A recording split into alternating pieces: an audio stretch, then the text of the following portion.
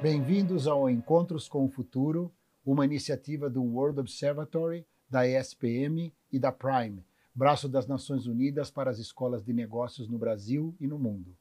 Hoje temos um convidado muito especial, Daniel Greca, que é diretor de saúde populacional e inovação no Hospital Sírio-Libanês. Olá, Daniel, muito bem-vindo. É um grande prazer ter você aqui conosco. Gostaria de começar perguntando para você um pouco sobre a sua trajetória, sobre essa sua área muito interessante de saúde populacional e inovação no Sírio. Portanto, conta um pouco para nós, para inspirar nós e todos os nossos ouvintes e espectadores sobre a tua carreira e o teu trabalho. Lógico, um prazer. Primeiro, obrigado pelo convite. Muito honrado, muito contente. Espero aí poder contribuir, Marcos. Bom, eu estou na saúde desde sempre. Minha formação é uma formação mais técnica. Eu quis ser pesquisador minha vida inteira. E aí chegou um momento da minha carreira que eu entendi que vocação é diferente de hobby, né? Então eu adoro a ciência, mas eu não tinha vocação para ser cientista. E aí foi quando eu tive que fazer uma mudança muito grande, fui estudar administração e fiquei aí nas cadeiras aí mais de negócio em saúde quase aí desde sempre, né? Hoje no Hospital Sírio-Libanês, mas passei por consultoria e também passei pela manufatura aí de produtos para a saúde. Então essa é a minha trajetória em 30 segundos. Hoje no Sírio-Libanês, liderando inovação, super complexa, a necessidade de inovação hoje para o setor, para que a gente consiga aí perpetuar os negócios e também entregar um setor sustentável para quem vem daqui para frente. E saúde populacional é uma vertical nossa focada para entregar saúde fora do ambiente hospitalar para as populações. E é interessante essa tua área, né? Porque você está numa organização que está na ponta de um setor extremamente importante no Brasil, e o Sírio é um dos grandes principais centros de medicina e de saúde no Brasil. E, além disso, você está trabalhando na parte da inovação. Quer dizer, o desafio é muito grande, né? Você não está numa empresa qualquer, você está numa empresa de ponta, que provavelmente investe muito. Conta um pouco, então, quais são os grandes pilares aí da inovação no Sírio. É uma boa pergunta. E a pressão, ela tem que ser considerada um privilégio para você poder trabalhar isso muito bem, né? Pois é. A inovação hoje, para qualquer instituição de saúde, não só para o Sírio-Libanês, ela vem como um veículo para a gente sair de um momento talvez mais desafiador que a saúde vive desde as últimas décadas, vamos colocar. Se pensar em 98, foi quando a ANS surgiu, podemos colocar isso como marco.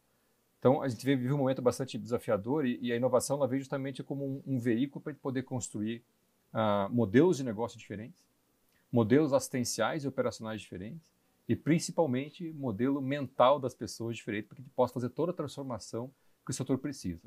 Então, a hora que você pega a inovação e tenta entender como é que a gente endereça todos os sistemas, acho que o primeiro deles que vem é como é que a gente olha para dentro da instituição, entende as grandes dores que a gente tem, e a partir dessas dores, a gente vai via ecossistema, ou via construção interna, ou via startups, ou via grandes empresas, resolver essas grandes dores. Acho que essa é a primeira vertical muito importante que a gente precisa ter.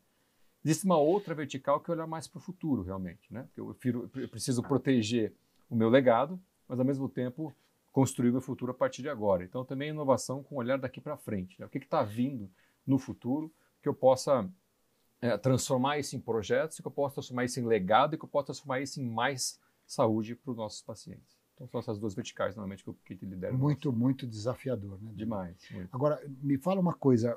Muito se tem falado ultimamente na questão da inovação, né? Inovação virou um conceito abstrato no sentido de que todas as empresas, entidades trabalham no sentido de melhoria de processos, melhoria de eficiência, produtividade. Como é que você classifica a questão da inovação dentro de uma empresa? E eu estou imaginando o teu dia a dia, que é um dia a dia muito desafiador, vamos dizer assim, quando você tem uma atuação transversal, né, entre os diversos departamentos, porque, na verdade, vocês precisam atender um número enorme de pessoas, seguir liderando em tecnologia, seguir liderando em processos administrativos, seguir liderando em contatos internacionais. Quer dizer, vocês têm uma responsabilidade enorme e a inovação não pode ser um conceito abstrato, né? Ela tem que ser um conceito aplicado. Como é que você lida com a alta direção do hospital para que você tenha essa franquia? Excelente pergunta. A cadeira de liderança e inovação na instituição, ela reporta para um comitê de inovação. O reporte direto do dia a dia é para o presidente, para o CEO, mas o diretor de inovação tem um reporte chamado de pontilhado para um comitê de inovação que define, junto com o CEO, obviamente, para onde vamos e o que deve ser feito. Agora, você tocou no ponto que é o ponto mais sensível de inovação dentro de uma instituição de saúde. Porque o conceito de inovação ele pode ser aplicado de diversas formas. Pegar um exemplo. Qualquer mudança de processo que gere valor, você pode pensar que isso é uma inovação. Então, você vai desde processos simples, às vezes uma inovação mais incremental, até processo até mais complexo, mas é mais processual.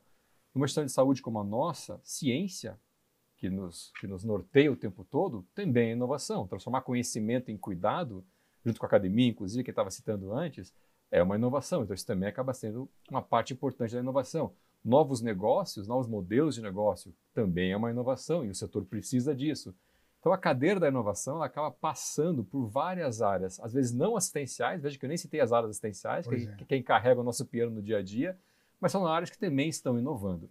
Então, o papel acaba sendo muito mais de você orquestrar tudo isso e garantir que você está representando o interesse da instituição e de quem de fato inova lá na ponta, todos os nossos profissionais de saúde, e que esteja intimamente conectado com a nossa estratégia 2030. Puxa vida. Que dia a dia, hein? Complexo. Não dá muita inveja do que você faz, porque você tem um trabalho de coordenação que é incrível. Agora, eu fico imaginando como é que vocês lidam com grandes profissionais, né, com pessoas bem-sucedidas, né, com pessoas seniors, como a gente fala. Quer dizer, você tem que é como se fosse você tem que inspirar, né? Você tem que trazê-los para todo o staff inteiro da empresa para mais ou menos uma mesma direção, né? É um grande desafio, né? É muito. A gente fez agora um exercício muito íntimo de olhar as lições aprendidas que a gente tem com relação à inovação nos últimos 7, 8 anos lá dentro da instituição. Então, vou tomar a liberdade aqui de falar algumas delas. Por favor. Né?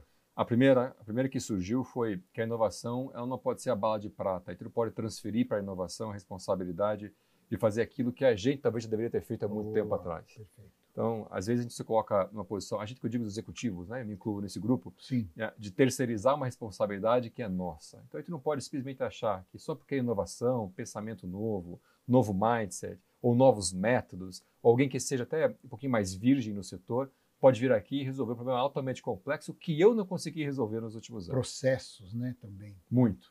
Exatamente. Então, acho que esse é o primeiro equívoco que a gente percebe. Não é a inovação que vai resolver a minha dor. Ela vai resolver junto comigo a minha dor. Então, essa foi a primeira lição. A segunda lição é que se você espalha muito, você não consegue. Tem tanta coisa acontecendo no setor hoje, o setor está em ebulição, está uma transformação tão grande. Verdade. Que se Já você vamos falar sobre isso. Se a gente não escolhe algumas teses e aprofunda nessas teses, você acaba espalhando muito as suas teses de inovação. Verdade. E você não consegue fazer gestão disso, engajar todos os stakeholders que a gente falou agora e ainda conseguir mostrar que isso se entrega. Então, essa é a segunda lição aprendida. A outra, que não é a última, senão aqui vou me estender, é você talvez sair um pouquinho, isso funciona para a gente, isso aí não é verdade absoluta mesmo, cada um tem sua estratégia de inovação e depende muito do seu DNA e da natureza do seu negócio. Você talvez sair um pouquinho de olhar mais para fora e realmente se concentrar nas dores que você tem dentro da sua organização, dentro dos departamentos. Por que eu falo isso? Aquela inovação de você olhar muito para fora, de você quase que se comportar como um venture capital, ela funciona para quem tem DNA de venture capital. Para quem não tem, eu vou colocar o Sírio-Libanês nessa caixa, Sim. somos uma filantropia, inclusive, Sim. Fica um pouquinho mais complexo você ficar olhando para fora e às vezes esquecer de você resolver aquilo que você tem intimamente ali na sua organização, que precisa ser resolvido e que é uma dor assim, que está gritando. Sim. Então a gente entende que essas 3 lições aprendidas nos fazem criar um modelo de você olhar muito para dentro, resolver as dores, que pode ser de processo, pode ser de negócio, pode ser assistencial, pode ser, enfim, pode ser aqui de diversas naturezas, sem deixar de olhar para fora, logicamente, mas olhar para fora é uma consequência para você resolver um problema de dentro. Certo. Eu vou resolver esse problema com isso aqui fora do ecossistema, por exemplo. Sim, pode um ser. benchmark, um ecossistema, Pode alguma ser. coisa externa. Mas eu vou partir de dentro. Sim. E a gente faz isso de forma colaborativa. E aí vem a lição aprendida primeira que eu falei, você não terceirizar, porque são 2 mundos muito distintos. A hora que você pega alguém de inovação, que tende a ter um modelo mental de falhar, testar rápido, Isso. de você aplicar, ver resultados, se não vê, já muda, já pivota, né? Usa os termos aí, os jargões. Isso. Isso para assistência, isso para saúde, é difícil você colocar, porque quando você vai numa instituição de saúde, o que você busca como paciente é qualidade e segurança, acima de qualquer coisa. Né? Se eu perguntar aqui, Marcos, o que você quer? Hotelaria, check-in fácil, check-out fácil ou qualidade e segurança? Escolha um. Você vai falar, Daniel, eu quero qualidade e segurança. Para você ter uma operação pautada e talhada para entregar qualidade e segurança, você precisa engessar um pouco. Você precisa treinar, é protocolo, e é seguir aquilo que a gente entende que vai entregar a melhor qualidade, melhor segurança para o nosso paciente. Então veja que você tem um mundo que tem que ser mais engessado, e um mundo que não pode falhar, você pode estar brincando com a vida. Isso. E do outro lado a inovação com um modelo mental que é cheia de nuances e pode e não pode, erra fácil, vira e faz outro, é outro mundo, né? É outro mundo. Você então, tem que coordenar isso tudo. É isso. Então, para mim, o segredo da inovação numa instituição como a nossa é você conseguir juntar esses dois mundos e orquestrar a inovação de forma que conecte intimamente nossas dores e a nossa estratégia. Já vimos então que o teu dia a dia é tranquilo, você não tem grandes desafios. Então, vamos agora passar para a coisa mais desafiadora. Você cuida de saúde populacional, né? Uhum. O que é isso? Explica para nós, numa empresa privada, numa filantrópica como a o Sírio-Libanês. Há 8 anos atrás, a gente estava enfrentando um desafio enorme como empregador, né? Empregamos 9 mil pessoas e se pensar nos dependentes, são quase 19 mil pessoas. Então, há 8, 9 anos atrás, a gente enfrentou um desafio que ele existe até hoje no setor, que é como é que eu entrego mais saúde num custo adequado para os meus colaboradores. Isso é pauta de qualquer empresa hoje em dia, com mais de 3 funcionários, ele vai colocar isso na pauta. Verdade. E a gente, como uma instituição de saúde, a gente entendeu que a gente tinha um papel talvez um pouquinho maior. Eu sou uma instituição de saúde, como é que eu entrego mais saúde ao meu colaborador? Como é que eu entrego uma melhor qualidade de vida ao meu colaborador para que ele possa entregar uma melhor experiência, inclusive, para o nosso paciente? Nesse cenário todo, criamos um programa chamado Cuidando de Quem Cuida. O nome, inclusive, é justamente porque está cuidando daqueles que cuidam dos nossos pacientes. Bacana. Que é um programa pautado na atenção primária à saúde, onde com uma visão de gestão de saúde populacional, entendimento da população, entregar o que de fato a população precisa e não o que ela quer necessariamente. E fizemos esse projeto que foi um sucesso. Na época a gente não tinha nem pretensão de virar negócio. O Sírio-Libanês é bastante tímido até nesse sentido. E virou um negócio porque deu certo dentro de casa. O mercado começou a nos procurar e hoje a gente entrega esse mesmo serviço para aproximadamente 400 mil vidas que são elegíveis a esse serviço. Ele é feito de 2 formas, né?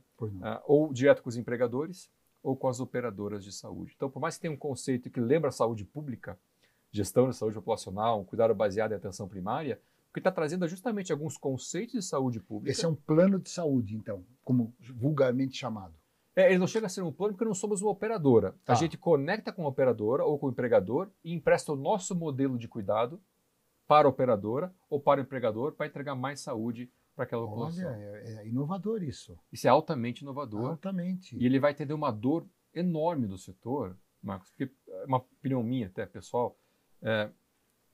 A principal dor que a gente vive hoje, a origem dela, a hora que você vai lá embaixo mesmo, é porque não há um sistema de saúde. Eu não estou falando do SUS agora estou falando da eu vou entrar na terceira parte, eu parti da inovação para o populacional para entrar no ambiente. Não, mas já começa, vamos lá. Tá bom. Vamos falar do ambiente, vamos falar da situação do Brasil, né, e de vocês na ponta disso. Ótimo, porque aqui eu vou conectar as 2 pautas, inovação com saúde populacional. A principal dor que eu vejo hoje, a origem dos problemas que a gente tem na saúde suplementar e saúde privada, aqui eu estou tirando o SUS, já vou explicar por quê, é a ausência de um sistema. O que eu quero dizer com isso? O que é um sistema de saúde?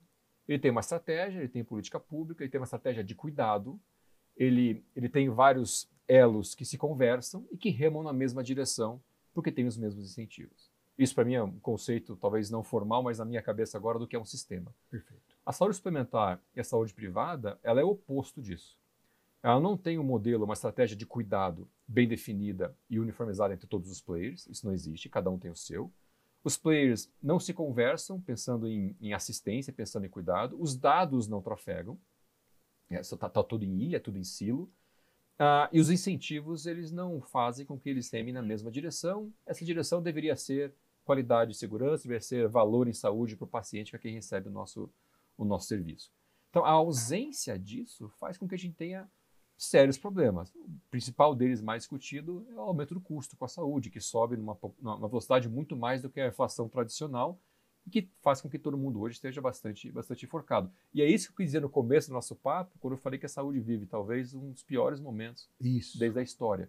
É pela essa ausência de um sistema de saúde orquestrado e organizado, hierarquizado, que faz com que você tenha ineficiências gigantescas, que você não tenha uma estratégia de cuidado bem definida, onde todos os players entendam e a executem. Então, me explica uma coisa, muito interessante isso. Você está falando coisas absolutamente claras e prementes, né? Vamos dizer assim. O Brasil tem o SUS, que é um sistema reconhecidamente eficiente, de certa maneira. Ele, pelo menos, ele é um bem intencionado, né? Ele tem uma cobertura ampla. A gente vê falar dos exemplos da Inglaterra, em outros lugares onde funcionam, também parecido com aqui. Outros exemplos de países super desenvolvidos, como os Estados Unidos, onde não funcionam. Então, de alguma forma, o SUS está lá cumprindo um papel razoável, né? Então, aí você tem um hospital e uma organização como a sua, de ponta, que tem uma demanda, mesmo assim com as carências que o Brasil tem, de toda sorte. Então, vocês têm uma empresa de ponta, de destaque, que atrai pessoas do Brasil inteiro e até de fora, né? Uhum. A medicina do Brasil é reconhecida, né? Uhum. A gente vê, vamos dizer, popularmente, as pessoas vêm passar férias quando moram fora. Já aconteceu comigo também. Você vem para cá e você vai no dentista, no médico, você consulta toda turismo médico, a tua base, porque você fala, eu vou aproveitar, né? Então eu vou fazer uma série de... As meninas vão no dentista, fazem uma série de coisas. Então você fica pensando, o Brasil tem uma certa excelência em alguns pontos e alguns trabalhos. Mas isso cruza com o SUS, que é um trabalho grande, bom, razoavelmente bom, mas com esse momento atual do encarecimento, de uma certa superutilização dos serviços hospitalares, né? A gente eu estou dissertando sobre isso, mas a gente como consumidor, você vai no hospital, você vê que são oferecidos muitos produtos, muitos serviços, você fala, gente, quem paga tudo isso aqui? Como é que isso... Então, assim, de pé, né? Como é que para de pé? Aí os planos de saúde... Então, me conta um pouco desse contexto aí. Como é que está a saúde pública, privada, suplementar, um todo no Brasil, na ótica de vocês? Lógico, conto sim. Primeiro ponto, te dar um dado aqui para definir um pouquinho o que você falou. Pensando em saúde pública, pensando em SUS, a hora que você pega 2 indicadores, o quanto o Brasil investe em saúde, e tudo, público e privado, versus o que ele entrega de expectativa de vida, não é ruim. Não é ruim. A gente investe pouco e perto do que entrega de expectativa de vida, acho que a gente faz até um bom trabalho. Se falou razoável, eu iria nessa linha também. Tá bom. Você pode até fazer uma comparação com outros países que investem muito mais e entregam uma expectativa de vida parecida, um pouquinho a mais. Ou o próprio Estados Unidos, que também citou, que investe 13 vezes mais e tem uma expectativa de vida menor que a do brasileiro. Olha lá. Então, no quesito eficiência, eu acho que a gente razoável. Lógico que se colocar a lupa, até mesmo sem lupa, você vai ver um monte de coisa boa, você vai ver um monte de ineficiência. Os profissionais brasileiros são muito bons, né, na média, né? Eu estimo. Os médicos, o pessoal técnico, tem uma qualidade, me parece, boa de fora, mas enfim. Há uma preocupação talvez com as novas safras que estão vindo, mas talvez seja um outro capítulo. Um bom ponto. Nós vamos te chamar de novo aqui para falar sobre isso outra hora, mas continua. Aí outro ponto que você falou, que para mim ele é super importante, ele foi o norte para a gente definir a estratégia da unidade de negócio de saúde populacional que você citou, que é entender o que o paciente quer, mas entregar o que ele precisa. Então veja que a hora que eu falo isso, já estou na largada te passando uma mensagem que provavelmente o que você acha que você quer não é o que você precisa, porque o paciente na jornada dele, principalmente na jornada onde ele não é um consumidor, ele é hipossuficiente. Então isso joga uma responsabilidade enorme para quem está do lado de cá, em educar, informar, compartilhar a decisão com o paciente e entregar o que de fato ele precisa sem desperdício, nem mais nem menos, dentro do nível assistencial correto. Vou dar um exemplo do que eu estou querendo dizer aqui. A partir do momento que você entra numa instituição de saúde qualquer, você vai fazer teu check-in, você ali está se comportando como consumidor. Você vai querer agilidade, fiz pelo app, fiz no carro vindo para cá ou no táxi, o estacionamento foi fácil, não foi fácil. Você está ali na tua jornada como consumidor. Mas a partir do momento que você está numa jornada de paciente, pré-cirurgia, a hora que você está no quarto, o anestesista entra perguntando se você está pronto, a hora que você está discutindo um tratamento oncológico com o teu médico, nesse momento, assim, tudo que você tem de visão como consumidor praticamente não vale nada, porque ali você é um paciente. Então, um paciente ainda hipossuficiente, né? Com muito menos discernimento para decidir para qual lado você vai dentro do teu percurso clínico-assistencial. Perfeito. Então, isso acontece na saúde, não acontece nos outros setores. Né? Você vai comprar um celular hoje, uma TV, você vai onde você quer e você tem uma ideia. Eu quero uma TV tanta polegada, eu quero smart, eu quero isso, eu quero aquilo. Você tem muito mais capacidade de entender o que faz mais sentido para você. Na Como saúde, cliente. não.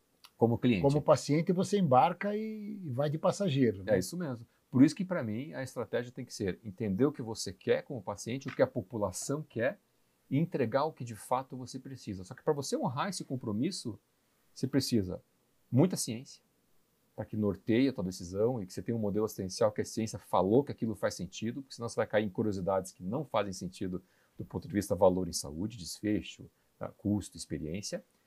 Você precisa de tecnologia, e não estou falando de pouca tecnologia, você precisa investir bastante em tecnologia, você precisa de dados e você precisa de muita pessoa treinada, capacitada.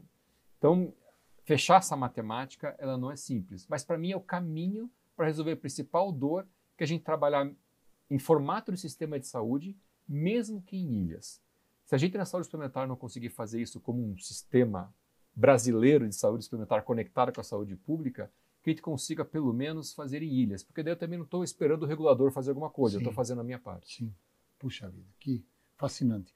Bom, pensando no nosso público acadêmico, vamos falar um pouquinho da comunicação, vamos falar um pouco do teu trabalho, como é que uma empresa de ponta, de renome, como o Círio, de tradição, como é que você, além da parte da qualidade que você tem que entregar, que é fundamental, que é o teu requisito básico, né?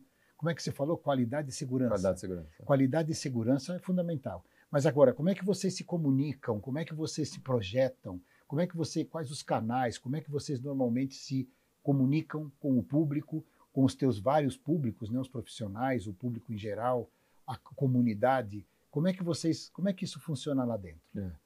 Bom, tem vários conteúdos que a gente tem e que a gente deixa isso público, né? O Sírio-Libanês e aí eu posso falar até em nome de qualquer outra instituição de saúde que tem a ciência como norte, está formando e produzindo conteúdo o tempo todo, e produzindo conhecimento o tempo todo. Eu arrisco dizer que tem até desperdício disso dentro das instituições, que tem a ciência como norte, do que uma boa utilização de tudo que é formado. Não dá para comunicar tudo, né? Não dá. Pois é. Não dá mesmo. Então você vai meio que escolhendo. Isso fica dentro de uma vertical nossa, que é quem faz toda a curadoria disso e transforma isso em conhecimento, e transforma isso, em publicações, vamos colocar assim, para os nossos pacientes. Né? Isso tudo pensando no contato mais hospitalar. A gente recentemente também na saúde populacional, a gente faz um tipo de comunicação focada para a atenção primária, mas focada também até em promoção, focada em prevenção, e como é que você engaja e educa esse paciente. Se ele é hipossuficiente, o que nos resta é comunicar bem, educar bem, garantir que ele está sendo responsável no que a gente está comunicando para que o paciente possa fazer a parte dele. Então, existe uma máquina interna para poder transformar tudo que a gente tem lá dentro de conhecimento em comunicação e educação para a população. Isso é feito em e-mail, isso é feito em lives, isso eu estou fazendo aqui nesse momento agora contigo. O teu trabalho hoje é aqui. Sim. Então, são vários canais. Mídia social, obviamente, são vários canais que a gente utiliza. Vocês têm participação, não tenho muita ciência disso, mas assim, eventos, essas coisas, trazer gente, e publicações, isso a gente pode procurar e vai encontrar bastante material gerado por vocês? Sim, a gente recebe muito. Semana passada a gente recebeu um exemplo apenas, né, sobre a experiência do paciente, onde a gente recebe não só profissionais do Sírio-Libanês, mas do setor inteiro para discutir a experiência do paciente. Aí vai ter um encontro esse ano ainda falando sobre ciência e o papel da ciência na construção de novos modelos sustentáveis de saúde. A gente está sempre ativo, tentando mostrar um pouquinho do que a gente acha que faz sentido para contribuir com o setor. E para a gente concluir, como nós estamos no Encontros com o Futuro, como é que você vê o futuro do teu trabalho, o futuro da medicina no Brasil, nesse contexto tão peculiar, vamos dizer assim, desafiador nosso? Como é que você vê o futuro aí? Pode ser um futuro imediato aí, ou daqui a uns anos. Para onde a gente vai, Daniel? Aí eu tenho que tomar cuidado para eu ser realista, porque às vezes eu tenho uma resposta mais otimista e dependendo do meu dia que eu acordo também, marca uma resposta mais pessimista. É verdade. Eu vou tentar fazer... Se o teu time ganha ou no dia seguinte você está tranquilo, né? Mas se não... Vou tentar o caminho do meio aqui. Vamos lá. O caminho do meio mais realista para mim vai ser muito difícil de fazer uma transformação pesada como a gente precisa. Quando digo pesada, é rápida. E eu falo por quê. A saúde ela tem os seus players que formam, né, o elo todo da cadeia, num setor que não é só regulado, mas muito complexo de você ter novos entrantes. E esses novos entrantes disruptarem. Como aconteceu no mercado financeiro, como aconteceu em outras indústrias. Porque saúde é um negócio muito de confiança e de vocação. E orientado à ciência, pelo menos deveria ser. Então, é difícil você pegar um entrante, uma startup, ou até não necessariamente uma startup, mas pode ser uma ideia nova, bem fundeada, que vai ter vocação, ciência, vai conseguir desbravar tudo isso e fazer o que... Num tempo razoável, né? Num par de anos, alguma coisa assim. Isso tudo demora muito tempo, Muito. né? Para solidificar, né? Se a saúde fosse varejo, ela já teria sofrido uma transformação muito mais rápida do que ela está hoje. Como ela não é varejo, como tem essa característica que eu estou falando de vocação e da ciência, faz com que a transformação seja um pouquinho mais lenta. O outro ponto, que eu vou justificar por que eu estou achando que a transformação ainda vai continuar lenta, é que a cadeia de valor da saúde ela é diferente dos outros setores. Né? Se a gente pegar, por exemplo, podemos pegar a geladeira agora. Toda a cadeia de valor, da matéria-prima ao ponto de venda, quando você compra uma geladeira, todo mundo ganha. Sim. A saúde, não. Quando você consome serviços de saúde, uns ganham e outros perdem. Para o hospital é receita, para o operador de saúde isso é um sinistro. Isso. Para o empregador isso pode ser um problema, afinal ele pode estar pagando a conta no final do dia. Para o paciente, vamos entender que pode ser um problema também, pode ser um episódio um pouquinho mais desagradável. Para a indústria farmacêutica, de equipamentos médicos é receita também. Então veja que ela não é uma cadeia linear, vamos colocar assim, como é... Não é ganha-ganha, né? Não é. Alguns ganham, outros perdem, temos que tentar manter o balanço aí. Então, a hora que você pega tudo que eu estou falando aqui, eu vou tentar fazer até um resumo, as complexidades da cadeia, mas a necessidade de você, para entregar saúde, ter vocação e investir na ciência, dentro de um sistema de saúde que não existe, pensando na saúde experimentária privada, você tem a tempestade perfeita. Só que a tempestade perfeita, aqui talvez sendo, não sei se otimista, mas é um mar de oportunidades. Então, para mim, as oportunidades estão em futuro da saúde, daqui para frente, combater as ineficiências que existem, que são gigantescas. É só você pensar você na sua jornada como paciente, só do dado que não transita, você tem aí um monte de coisas que você pode fazer. Exatamente. Então, acho que eu vejo uma saúde combatendo mais as ineficiências, uma saúde mais colaborativa, o que é complexo, porque os incentivos não são os mesmos.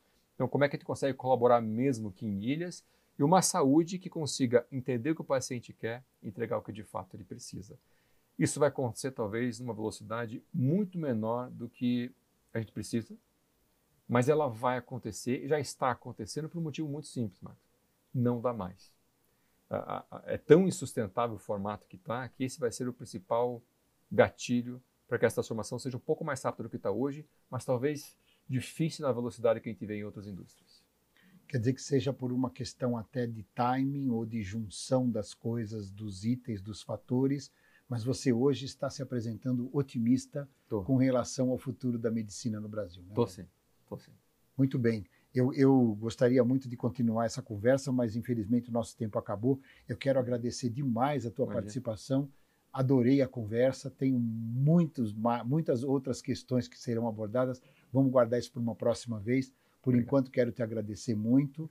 Fazer um pequeno statement aqui de que a saúde populacional e a inovação no Círio estão em ótimas mãos. Obrigado. E agradecer muito a tua presença aqui. Muito obrigado. Até breve. Agradeço. Obrigado. Muito obrigado. Obrigado. Temos palmas hoje?